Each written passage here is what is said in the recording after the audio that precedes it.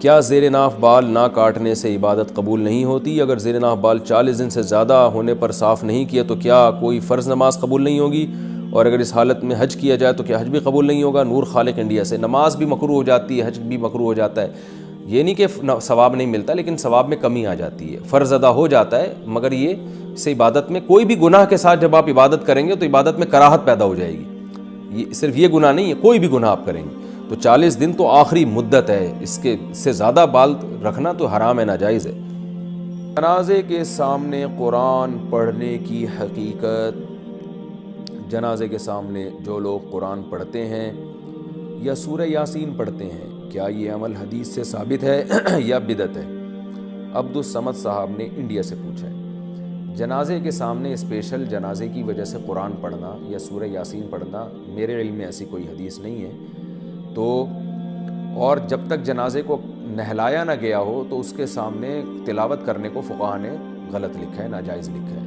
تو جب تک جنازے کو نہلایا نہ جائے تو پھر نہلانے کے بعد آپ اس کے سامنے قرآن پڑھ سکتے ہیں، لیکن کوئی سنت عمل نہیں ہے۔ ہوتا یہ ہے کہ جب جنازے کو نہلا کے لایا جاتا ہے، گھر میں رکھا جاتا ہے، تو جب تک یعنی نماز جنازہ کے لیے لوگ جمع نہیں ہوتے، میت کو گھر میں رکھا جاتا ہے، تو اس دوران علماء یہ کہتے ہیں کہ اس کے پاس بیٹھ کے قرآن کی تلاوت کریں۔ وہ اس لیے کہتے ہیں کہ ورنہ اگر تلاوت نہیں کریں گے تو ادھر ادھر کی فضول باتیں کرنا شروع کر دیں گے، لوگ غیبتیں بھی شروع کر دیتے ہیں۔ اب جنازہ رکھا ہوا ہے تو بہتر ہے نا کہ اللہ کو یاد کیا جائے، اللہ کا ذکر کیا جائے، آخرت کی یاد کو تازہ کیا جائے۔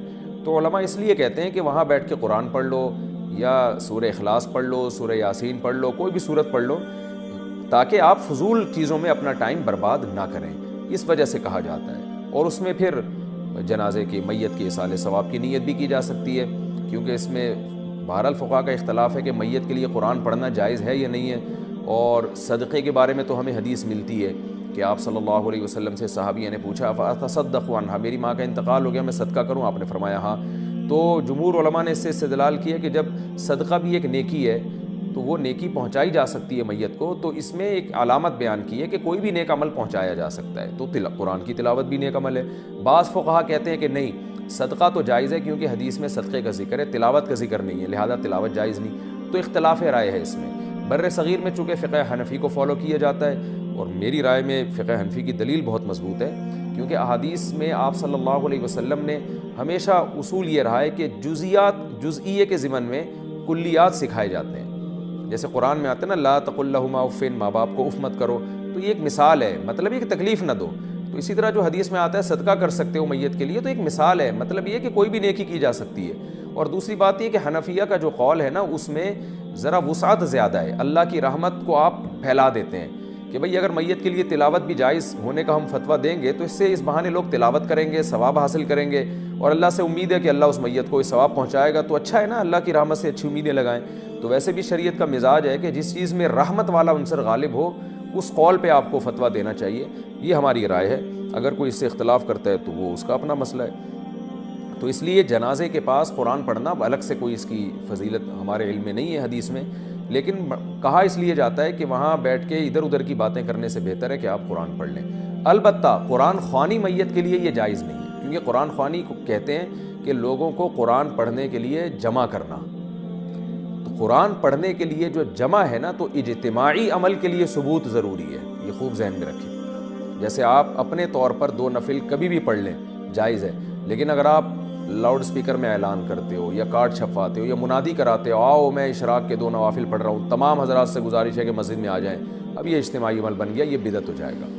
تو اجتماع کے لیے آپ کو دلیل کی ضرورت ہے، اس لیے علماء کہتے ہیں کہ اجتماعی قرآن خوانی یہ بدعت عمل ہے، کیونکہ یہ ایصال ثواب کے لیے آپ ایک عبادت کر رہے ہیں، اور اجتماعی سطح پہ تو ہمیں نہیں ملتا صحابہ کرام میں کہیں کسی نے کبھی اجتماع کیا ہو۔ حضرت ابو بکر کا انتقال ہوا، کہیں نہیں ملتا کہ حضرت عمر نے تمبو لگایا ہو اور سب لوگوں کو جمع کر کے ان کی قرآن خوانی کی ہو۔